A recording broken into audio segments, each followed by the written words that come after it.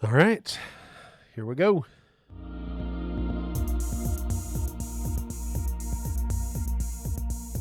Magic is found in every room, where people connect over a shared purpose.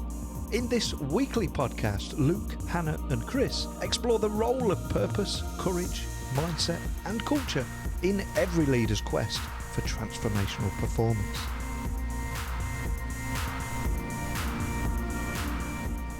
Well, hello there. Welcome to Magic in the Room.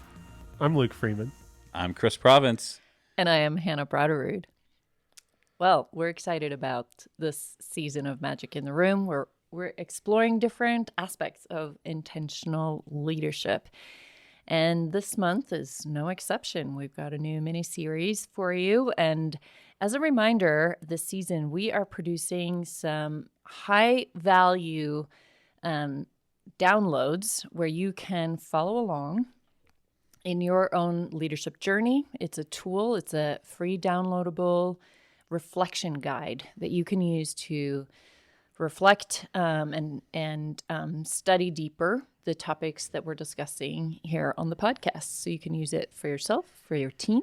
Go to magicintheroom.com to download this free guide and resource. Yeah, and today, as we continue along this journey of intentional leadership, I think one of the ideas is that we have to know our strengths, right? If we're going to be hyper-intentional, high-performance and leaders, knowing what strengths we have to leverage is mission critical. So I have a question for all of us as we sit here today. What is your superpower? Ooh. Big strength. Capital S strength. Laser eyes. I can shoot these laser things and burn through stuff, and it's pretty cool. That's humorous. I think humor is one of your superpowers. Yeah, huge one. So I've heard. No, so okay, strength, superpower for me, I think being able to know what the next step is, kind of regardless of the context. Being able to ask the right questions and connect with people and really think big picture about where are we trying to go and what's the next step to get there. So I'd say what I've tried and work on, this is broader than your question maybe, but I've really had to work on communication skill to be able to use that strength effectively. So knowing where we're going, kind of having that North Star really clear in my mind and knowing the next step to get there to kind of navigate is not very helpful if you can't kind of bring people along with you. So, those are the things that come to mind for me. Right. No, and that's obviously knowing where to go next is just central to having hope, to progress, to development. But that syndicate that has to ride along, right? There's no use in crossing the finish line first if no one else crosses it, especially, at least in an organizational context. So that's helpful, Luke. Thank you. Yeah. Hannah, as you sit here today, where are you at? I would say a superpower for me is connection and connectedness. So believing that all things are connected. And as I kind of reflect back on my own leadership journey, it started with connecting with ideas and then connecting people with ideas, connecting people with each other. And then a growing strength for me has been connecting with people, with individuals, with audiences, with teams, with other leaders. So what is connection? Creating meaningful connection with different individuals from different backgrounds. Mm-hmm. And really exploring those concepts of connection and connectedness, seeing patterns, seeing how things relate. That's something I draw on in almost every aspect of my life. How about you, Chris? I think it's a hard question because, I think we can answer, each of this can answer this from a interrelational standpoint or interpersonal standpoint, or we could answer it from a technical standpoint. I think technically I process inputs exceptionally fast, and I'm able to create a conversation around data, a meaningful conversation based on those inputs. And I think that's a technical skill. I think the conversations that you and I have had, Luke, really have led me to believe, though, that it's the conversations that create community development and community progress. Like, yeah, the ability to process the data might seed something, but what it seeds is the conversation about how we win going forward and forging people around that idea. Yeah. So maybe that's it. Maybe it's just the idea of that ability to forge people around an idea is that strength. And maybe that comes in, if I assess out, right, a connected persuader, it would make sense that that would show up as a superpower. Yeah. So can I just Yeah. pause this for a second and provide some context? So if you're listening, what we just did, it was like a real life, real time example of what we talked about in the previous month. So when we talked about there's this iceberg, and what's above the surface are these behaviors and choices that we can observe about people.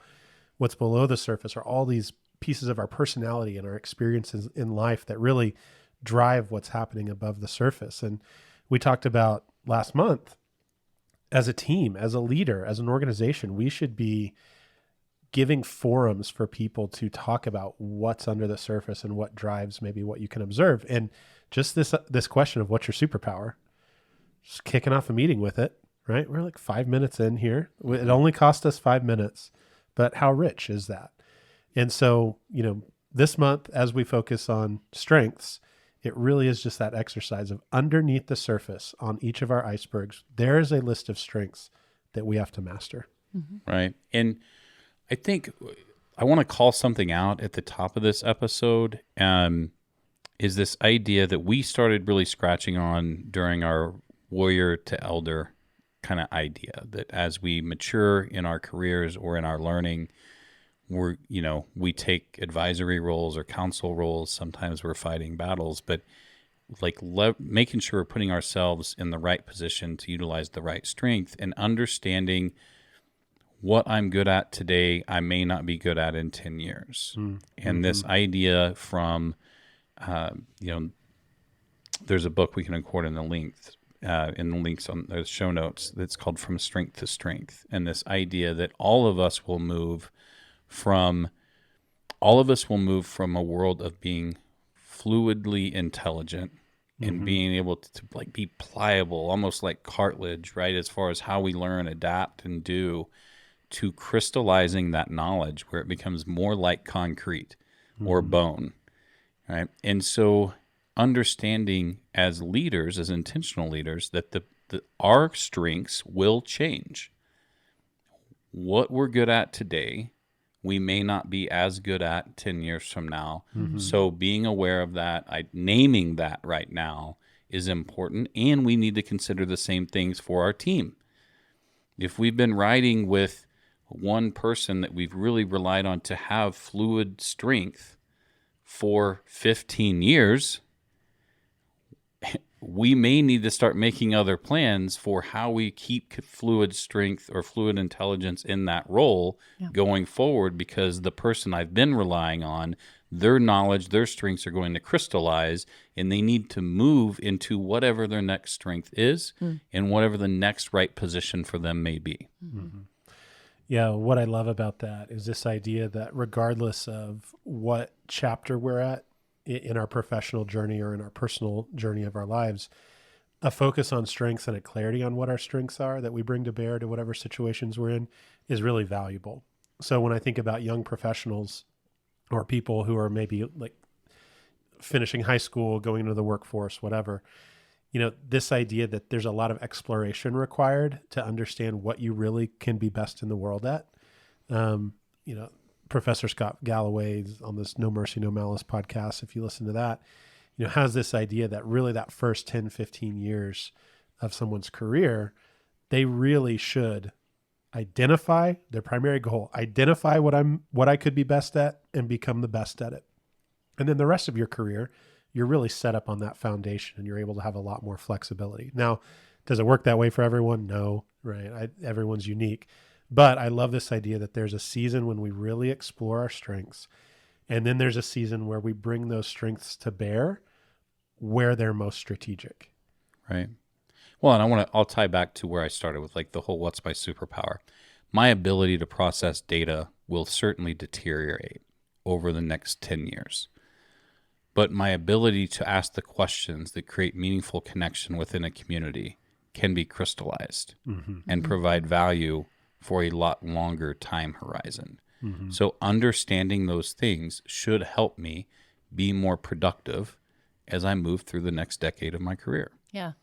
And I love that way of thinking about it too, right? As we move through our own personal life journey and leadership journey, how do our strengths and the value that we contribute to a team, an organization, or community, how that shifts, right? What is that value contribution? As, maybe our processing speed diminishes as we gain years and wisdom, our ability to synthesize information into wisdom, and in order to distill value out of information will only go up if we continue to stay intentional and focused on that. Yeah. And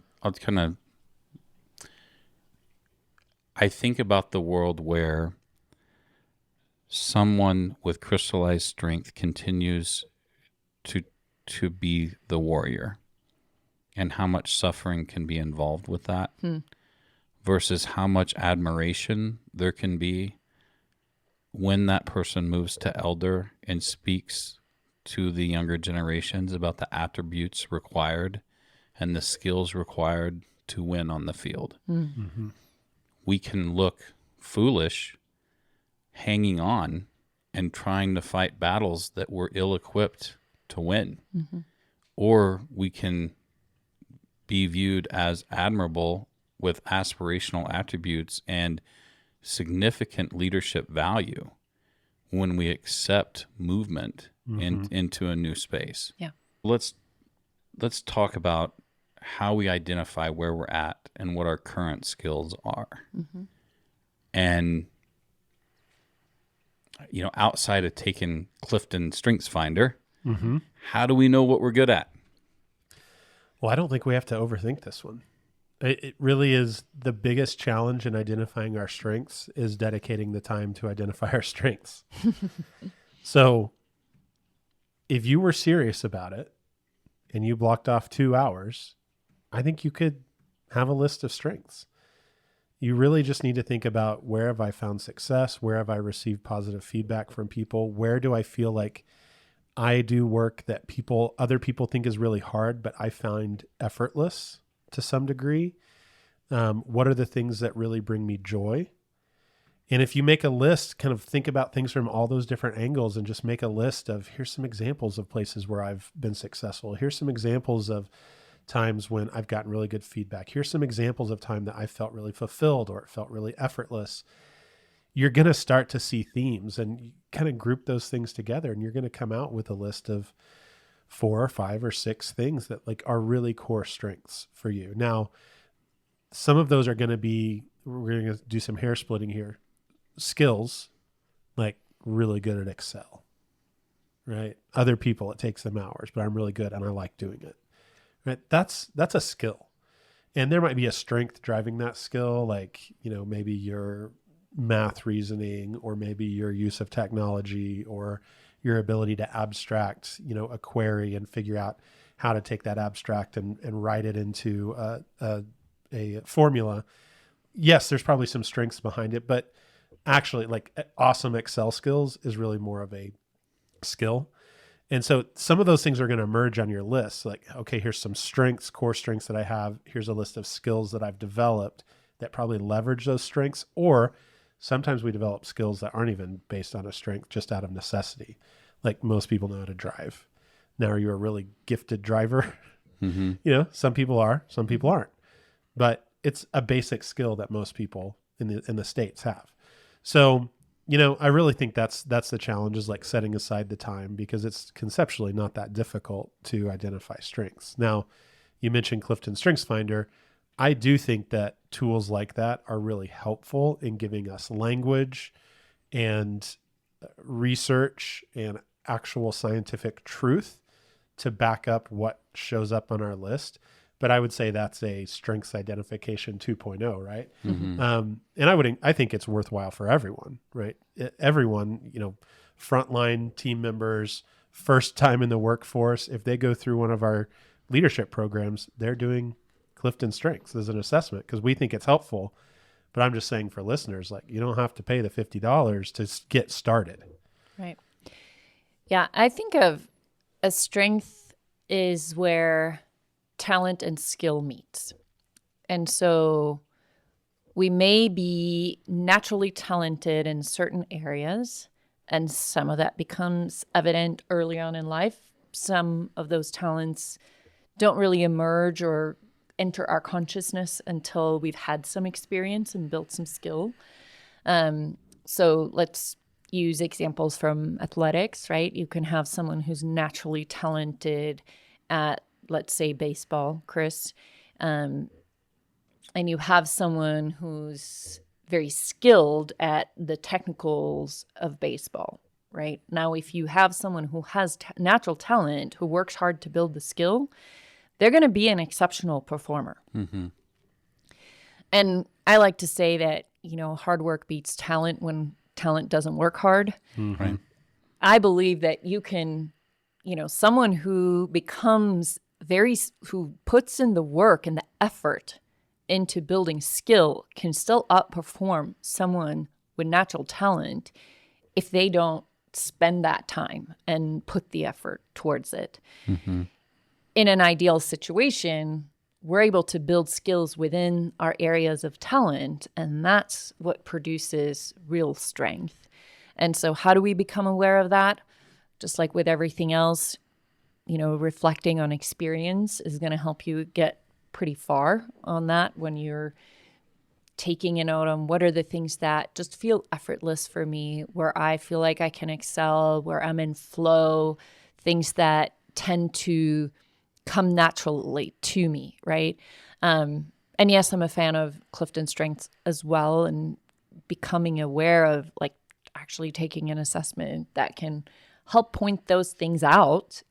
That's been really helpful for me at different inflection points in my career, where I've been at a transition, or I've been ready to move into kind of what's next, just reassessing, okay, what are my natural talents? And that's what the Clifton Strengths Assessment will do. Will identify areas that you're naturally talented at.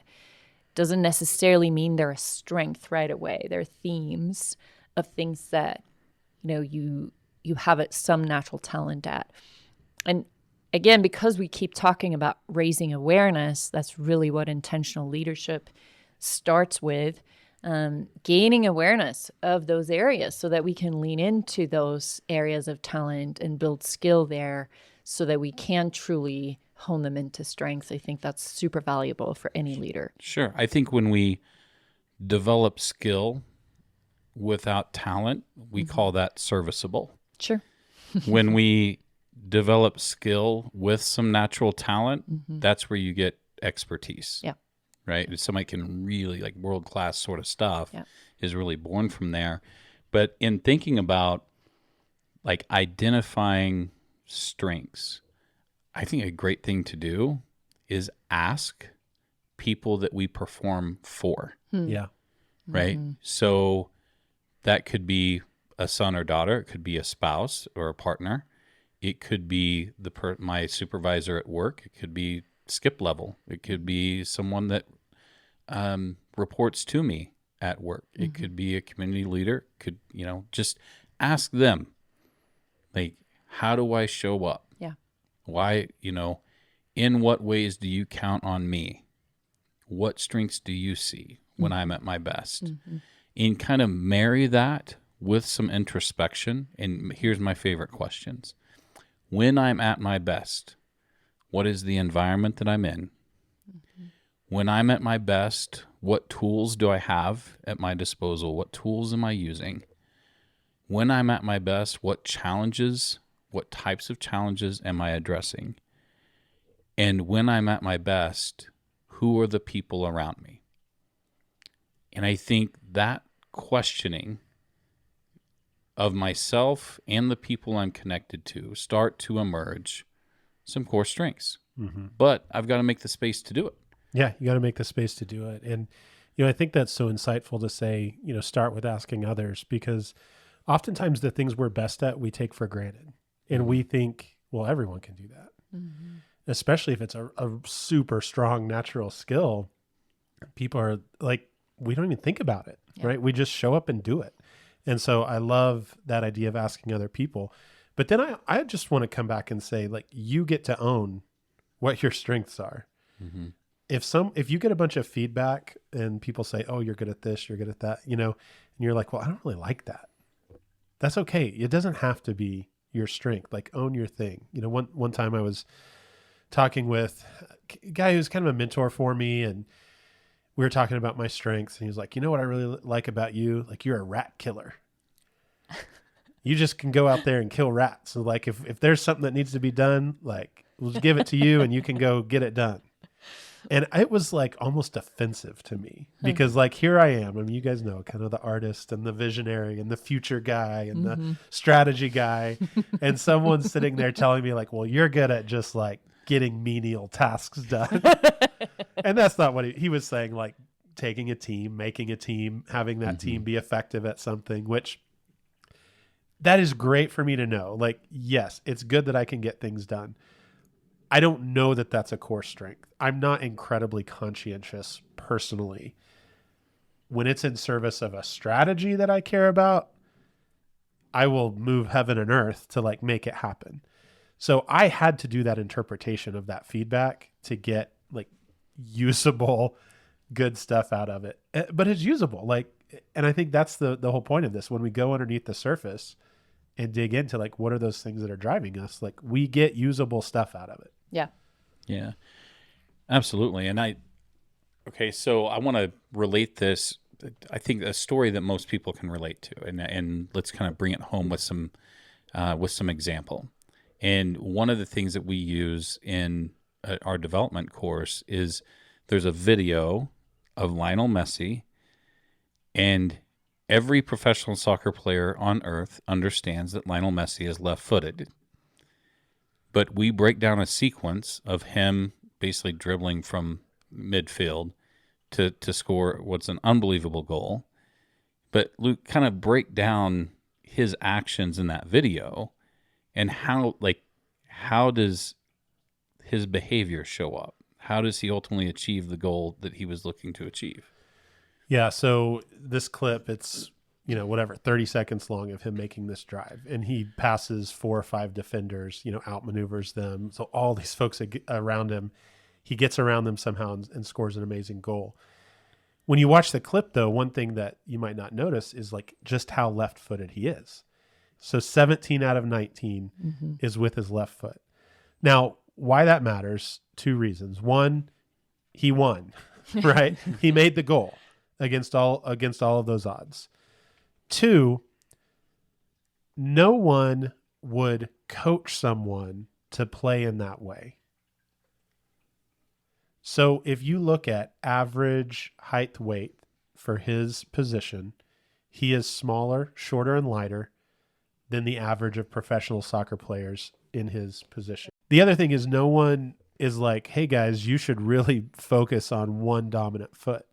All the coaches are trying to say, hey, you should be equally competent with your 2 feet. If you go to any high school soccer practice, they're saying, hey, dribble with this foot, practice scoring with this foot and with this foot. No one's saying like, oh, the perfect soccer player is crazy left-footed, right? But for him, it works. He has these strengths, specific strengths around his dexterity and skill with his left foot that makes him almost unbeatable. And the point that this whole thing illustrates is that when we think about leading ourselves and managing ourselves and our strengths, I think it is very tempting to say, well, good leaders do these 10 things. They're responsible. They're good communicators. They're good at getting projects done. They're good at developing teams. And we like make this list, and then we measure ourselves against all of those things. And we're like, oh, well, there's a couple I'm pretty good at, but then there's a couple that I'm really bad at. And then we kind of manage the weaknesses and say, well, what I'm not good at is, administrative work.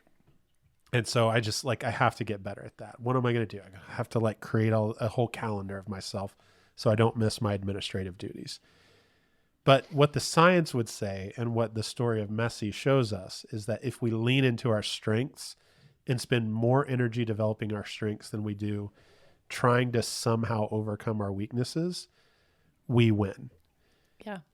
And the interesting paradox in that is, Messi is not trying to be average. He's not trying to be like all the other strikers, even though the numbers would indicate that by volume, most successful strikers do things in a certain way. He does it very differently, but he does what works for him. And he has figured out what that unique competitive advantage is that he has, and he and very few others have. And that is, so his difference and his uniqueness is actually what becomes his strength. Yeah. And I think as we grow up in society, there's this subliminal message that we get. And as you kind of go from childhood, you have no inhibitions, you just are who you are, and you express yourself freely. And then at some point in life, we learn to hide our differences because we don't want to stand out. We've gotten some kind of feedback that we're too much or too this or not enough of that, or if we could just be a little bit more like this, or not so loud, not so colorful, not so expressive. If we could just, use our right foot and our right hand, and I'm left-handed, by the way, and so is Luke. That's why we're awesome. Right? Yeah. But what I'm trying to get at is our differences are often our strengths. And if we can recognize that thing that made us different, that made us unique, that maybe we got made fun of for when we were younger, the thing that we were maybe embarrassed about because it wasn't like everybody else, the thing that we thought was a disadvantage. When we really fully own and embody that difference and recognize that this is what makes me unique, this is what makes me different, this is actually what gives me an advantage that helps me differentiate, this is my strength. I mean, how powerful is that? Yeah, and I'm going to soapbox a little bit here because you said, the world that we've been brought up in has taught us that we need to fit the norm. Mm-hmm. We need to be the best version of ourselves is the version that's pretty good at everything. That's pretty average. Mm-hmm. Yeah. Well, and I just started thinking about, how is performance measured in school growing up? Mm-hmm. I'm supposed to get an A in every subject, or at least the best grade possible. And we look at a report card that has 1 A, 2 Bs, 3 Cs, and a D, and it's I don't know, not the best student. And we internalize that. Mm-hmm. Where what the science says is that's bullshit. What we should do if schools were super effective is say, ooh, they got an A in this and they felt like it was effortless. Is there a way that they can spend half their time every school day becoming one of the greatest in the world in this thing? And yeah, you got to know some stuff about everything, right? But that's not how we approach it. And think about performance management at work too. Hey, here's these 5 things, and we're going to give you a rating on each of them, and you're a 10 in this, and an 8 in this, and then a 7 in these things. And the implicit message in that is you should be a 10 in all of those things if you're a good fit to work here. Mm-hmm. And we internalize that message, and we think, I'm supposed to be a 10 in all the things. Mm-hmm. And if I'm not a 10, if I'm anything less than a 10 in any one area, I have a shortcoming and I don't fit. Well, but what we're saying, I just want to say this really clear, is that's not what science says about greatness. Mm-hmm. If you want to be great, it's about the things that you are best at. And the other things are just kind of incidental. right? And like, who the hell is a 10 at everything? That's what I want to know. Like, where in the hell did that expectation come from? And here's what I want to back it into. And why did we call it a 10 anyway? Why did we put a number on it? Yeah, that's a conversation for a different Oh, day. I got a So- whole theory about how we should be on base 12 instead of base 10. But my kids are tired of hearing about it, so I won't subject you guys to it just yet. All right, listen up. Like I think this is the long and short of it. The world is full of compromise, and the idea average is average because the majority of people can achieve it. And so when we say, well, we want this thing to be well-rounded, we want you to be a well-rounded leader, and be great at these 10 different disciplines, like that's bull crap. Like but that's the pressure. We want you to be able to use both feet equally. Yeah. You're too much of a generalist. You're too much of a specialist. You major in the minors. What are you reading that for? That's not what matters. Like the world will squeeze us into being average if we're not intentional about our points of differentiation, what makes us unique, and the value we bring to the families, communities, and organizations that we're a part of. Yeah. So this is that spot where it's like, you be you. Identify what you want to be expert at, what you are passionate about, what are the things that interest you, because those things and the values you bring create immense value for the people around you. Do not accept what the world wants you to become. Self-determine and design what it is you want to do, and really leverage your strengths to accomplish. And sometimes that, sometimes that requires us to reframe. Right. Yeah. And that's what I want to talk about next. Yeah. Yeah. Like when we talk about strengths and how we leverage these, once they're identified, what is the role of reframing and how do we go about that? Yeah. So just really quickly to kind of capture that, what I heard from both of you is, and science says individual leaders are spiky. They're really good at some things and not at several other things. Not well-rounded. Not well-rounded. Right. Individual leaders, individual people in general, right, are not well-rounded, and exceptional performers and exceptional leaders are exceptionally spiky. They're really, really good at the things they're good at. They're exceptional at those, and they're not exceptional at lots of other things. And yet a team can be well-rounded. And when we are intentional about how we build our teams, we recognize that individual performers are spiky, and we can create a well-rounded team that hits on all cylinders by surrounding ourselves with people that have different and complementary strengths to ours. Yeah, a team of well-rounded people where they're all 5s and 6s at everything we're responsible for is not a high-performing team. It's average, very average Yeah. team. Yeah, and when you say reframe, like that's the biggest thing in my mind is we have to reframe, if we want to be well-rounded and great, the path is with a team. Finding greatness either requires not being well-rounded and being an individual, right? Yeah. There's solos out there who are awesome at a couple things, and they're great at it, and they can build some amazing things. But if you want to be great and well-rounded, it requires a team, and a team that doesn't look like you, a team who is spiky in the other areas. A bunch of other not well-rounded people, when put together, hits greatness in all of these areas. Yeah. I think, great example, like a band, right? Everyone has their own instruments. Sure. Like Axl Rose can't sell tickets without Slash, and vice versa, Right. right? Like it takes both of them to make that team, but very different instrumentality, very different skill sets, right? But man, what great music they can make together. Yeah. I love that because that Slash commercial. There's a Capital One commercial right now that Slash is in, and I hate all the Capital One commercials, but this is one of the ones I'm like, this is like the dumbest thing I've ever seen. And so you take this guy who is great, like achieves greatness with a team, and pull him out as a a curiosity that's great at playing guitar, and put him in some other scenario. Total flop. Mm-hmm. It's pretty much how it works. Yeah. So,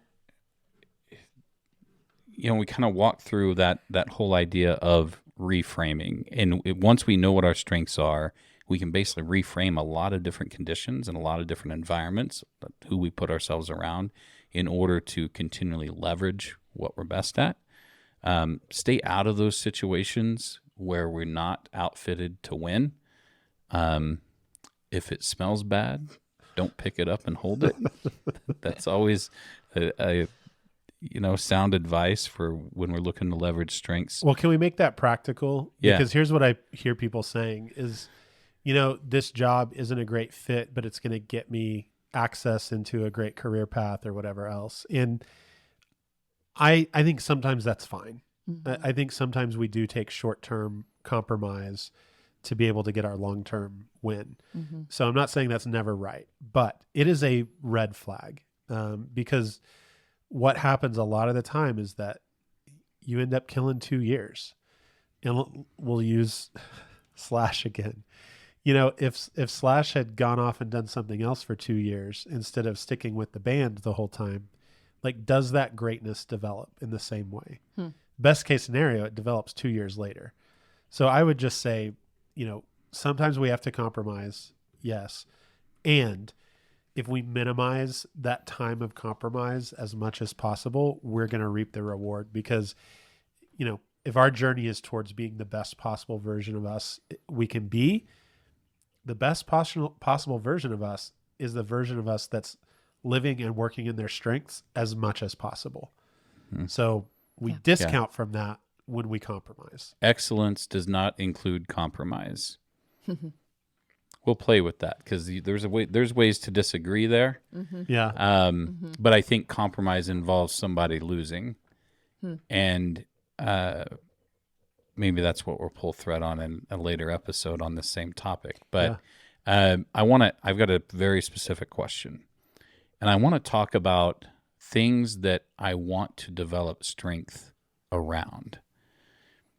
We know that we're born with talents that sometimes don't emerge into strengths. They're latent, right? They're there. Yeah. We just haven't tapped them. We weren't put in a situation or didn't have the experience yet that activated that talent. Right. So you kind of have, when we embrace like the power of positive potential, growth mindset, I think we start to think about aspirational strengths. Like, here's something I'm interested in. Here's something I want to be good at. Yeah. I wonder if, right? I know that if I evaluate kind of where I'm at in life or career or family or community, that if I had this as a strength, things could be better. Right? Notice, choose, act. Notice something could be better. Choose to maybe build a strength, and then start actioning that. But just reflecting on strengths that might be aspirational more than developed, or their latent strengths, how do you guys advise, how do we move through that process? And what are some things I need to keep in mind if I want to get down the path of building an aspirational strength? So there's two things that come to mind, and I'll talk about one, and then I think, Hannah, if you want to cover the second. I think the first is that we have to be realistic about what strengths we can develop. And then the second is using existing strengths to develop a skill or a tertiary strength. So I'll talk about this first one. If I said I want to be some sort of athlete that requires a different body type than I have, I'm not going to achieve that. So there is some level of reality that we can't just say, I want to be great at Swimming. Your feet aren't big enough. That's what I hear. Yeah, something like that, right? Any example. We have to be realistic about it. And So I would encourage people to not say they want to be something different from who they are. The faster we get to acceptance around who we are and what makes us unique, the more we can derive value from those uniquenesses. So yeah, word of caution, if you're like, well, I really want to build this strength and you just suck at it, like maybe just let go. What? Like there are times just let go of those dreams and say, I can win a different way with the tools and skills that I've been given. Yeah, I think about Simon on America's, what's that music show? America's Got Talent. America's Got Yeah. Talent. American Idol. American Idol. That's what I'm trying to say, right? He's the first to say, just don't sing. Like you don't have the talent for it, right? And You know he hasn't been on that show in like 8 years, right? I know, but that's the last time I watched TV. I just always like to call out your pop culture references. 8 years ago, We all I caught know. a glimpse. Hannah's like, I've got 5 pop culture references in my pocket. And this is one of them. I got to use them. But Hannah, I know you're have some great insight into this idea of using an existing strength or like a real strength to pull out some other latent strength. So, I mean, what are your thoughts just tactically on how we do that? Yeah, I think so. We've kind of scratched at the surface of some of this, but there's a lot of efficiency to be gained when we lean into a strength versus trying to make up for a weakness. However, we all have gaps. And in a previous episode, Chris, you introduced this idea of gifts and gaps. And I like that. I like the alliteration of that. It's easy to remember. We all have gifts. Those are our talents. And then we have gaps. Those are the areas that either we don't have skill in or it's a latent talent that we haven't tapped into yet. So recognizing that a weakness isn't necessarily the opposite of a strength. In fact, it's not the opposite of a strength. A weakness is anything that gets in the way of our progress. And sometimes that's a strength. It's overused strength or the shadow side of a strength can become a weakness, right? When we don't apply it appropriately. So recognizing that if we want to fill our gaps, the most effective way to do that is to use a gift or a talent or a different strength. So to make it practical, I'll bring it back to a personal example. I use running metaphors a lot because it's something I can relate to. It's something that wasn't a strength for me for, well over 40 years of my life. And I'm not an exceptional runner, right? I'm not a very naturally gifted, talented athlete. That was never a gift that emerged early on for me. However, I do have endurance, right? And I used to always think, well, I'm just not built for it. I don't have whatever. I looked at all the gaps, all the lacks, right? Why I couldn't be a runner, why I couldn't be great at sports or athletics. And then as I learned more about the brain and physiology and how humans evolved, I recognized that I actually do have some great attributes. I have really long legs. I have the ability to focus on something, or at least keep at something for a really long time.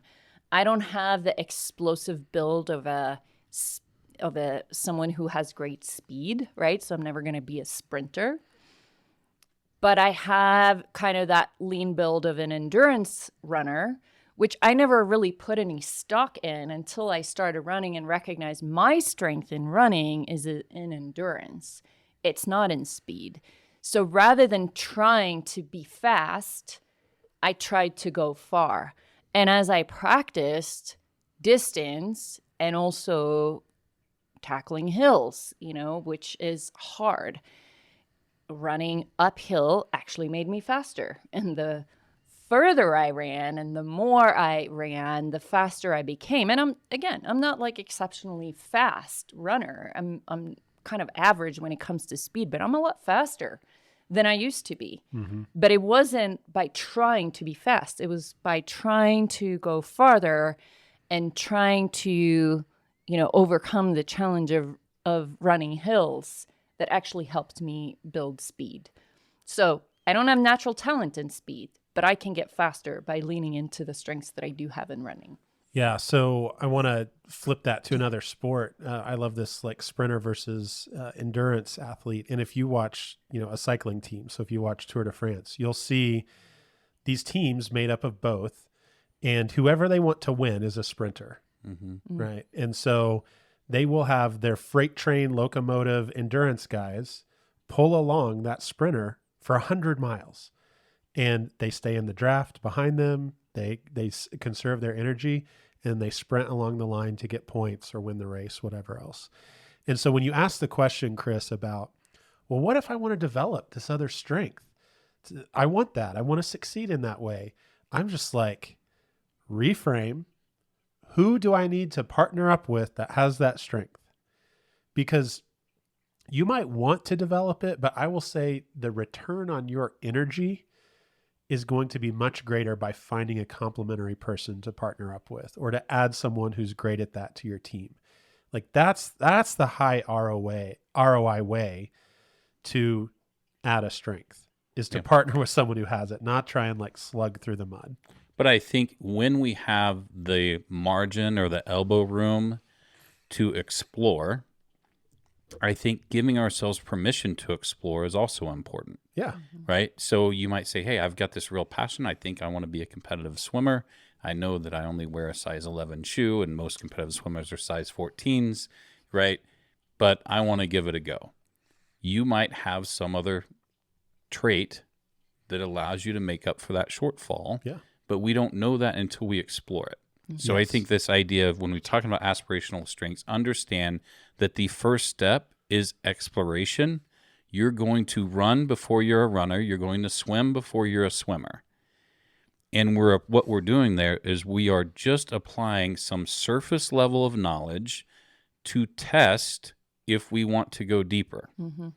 If we don't clear that first test, like, am I passionate enough for it? Do I have an aptitude for the thing? Like, it doesn't mean it can still be a hobby. It can still create moments of joy. It can add to fulfillment, but it doesn't necessarily have to become a strength. Yeah.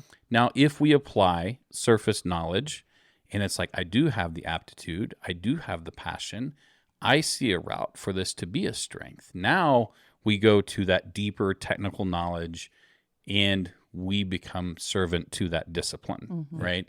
And that's how we continue to craft our way into core strength, mastery, and ultimately resilience, additional resilience, because we're able to identify something we want to be great at and achieve it.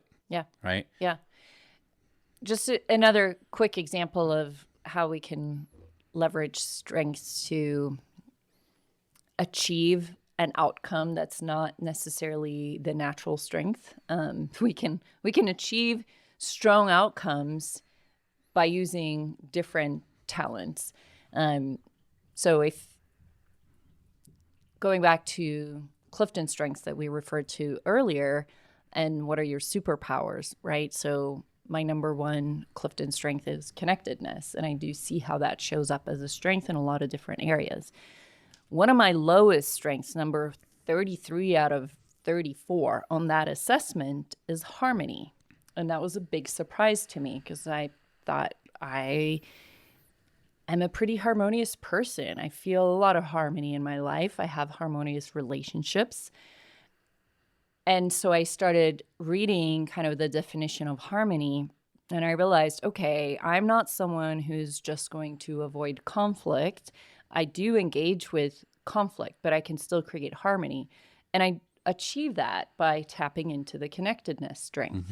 I also have individualization. So being able to see what's unique about a person and connect with them creates harmony, right? In the same way in other areas. So as we become aware of what our strengths are, recognizing that just because something isn't a strength doesn't necessarily mean it has to be a weakness, I think that can be a freeing thought, right? And it can help us explore what are the different attributes that we have, like, in the swimming example, right? What are other attributes that I have that I can use to become a great swimmer, great runner, great leader, a harmonizer, whatever it might be.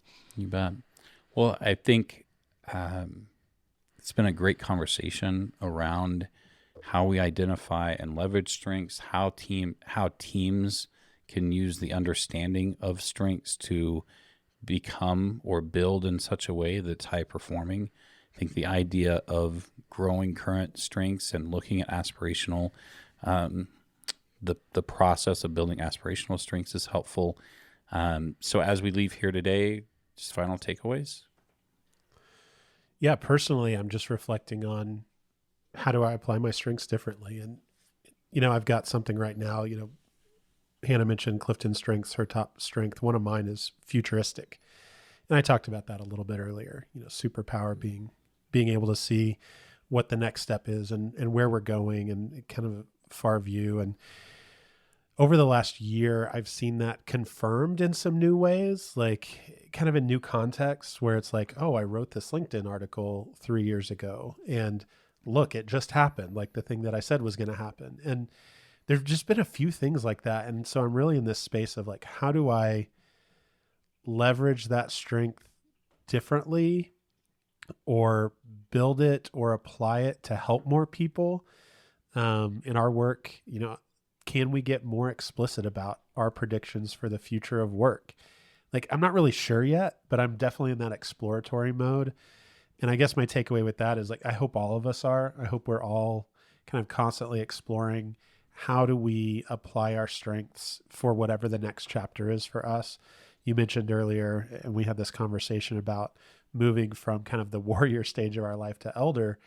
And so, I'm definitely having those thoughts and conversations with myself now. How do I take these strengths that have been very much about like getting results, managing projects, leading teams, and kind of start to transition to how do I help other people be equipped to do the same things? So yeah, that's my takeaway. Just sparked a lot of good thoughts, and I'll be chewing on it for a while. Yeah, same. And so what I'm going to take away is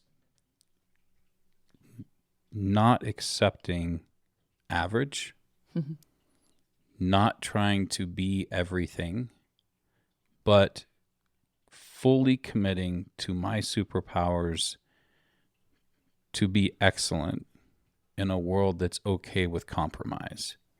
Yeah. And I will go on the limb and say I am more than happy to look for double wins and triple wins, but I will never be okay with compromise.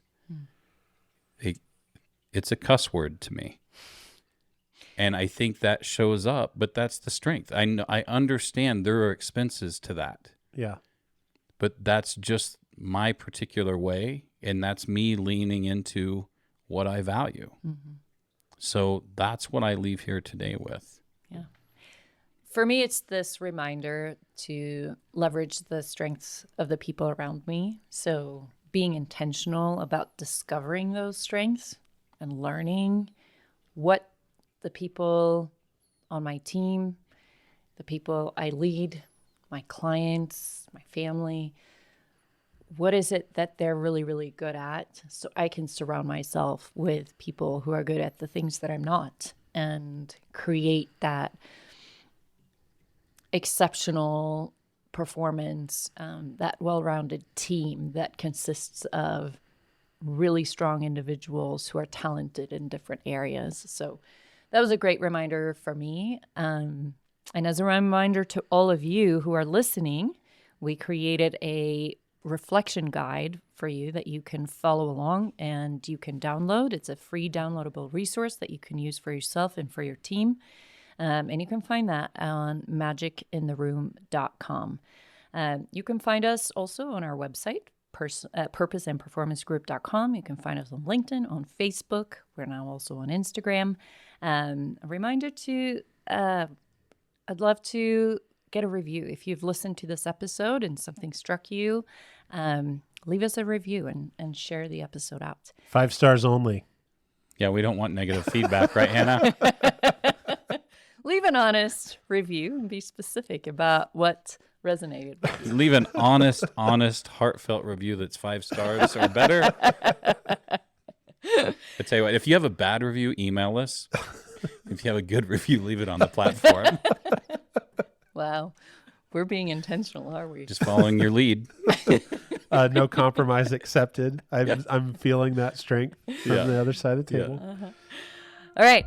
Magic in the Room is hosted by Chris Province, Luke Freeman, and Hannah Broderud. It is produced by Ben West. Social media support by Emma Holland and Michael Manfredi.